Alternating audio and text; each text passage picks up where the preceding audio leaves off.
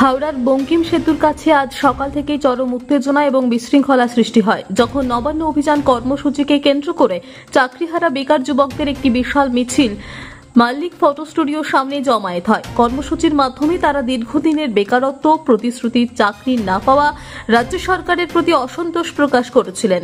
আন্দোলনকারীরা দাবি করেছিলেন বহু প্রতিশ্রুতি ও পরীক্ষা সত্ত্বেও তারা এখনো নিয়োগ পাননি, যার ফলে সংসার চালানো দুষ্কর হয়ে উঠেছে। বিক্ষোভকারীরা যখন সেতুর দিকে এগোতে শুরু করেন তখন পুলিশ ব্যারিকেড গড়ে তাদের থামাতে চেষ্টা করে। এতেই শুরু হয় ধস্তাধস্তি, ঠেলাঠেলি এবং উত্তেজনাকর পরিস্থিতি। পুলিশ লাঠিচার্জের হুমকি দিলে কিছুটা পিছু হটলেও কিছু আন্দোলনকারী ব্যারিকেড ভেঙে এগিয়ে যাওয়ার চেষ্টা করেন। এই সময় পুলিশ ও আন্দোলনকারীদের মধ্যে বেশ কিছুক্ষণের জন্য সরাসরি সংঘর্ষের পরিস্থিতি তৈরি হয়। ঘটনাস্থলে উপস্থিত সাধারণ মানুষ এবং পথচারীরাও হঠাৎ করে তৈরি হওয়া পরিস্থিতিতে আতঙ্কিত হয়ে পড়েন। পরে অতিরিক্ত পুলিশ বাহিনী ঘটনাস্থলে পৌঁছে পরিস্থিতি নিয়ন্ত্রণে আনে। তবে এই ধস্তাধস্তিতে বেশ কয়েকজন আন্দোলনকারী ও পুলিশ কর্মী আঘাত পান বলে জানা গেছে।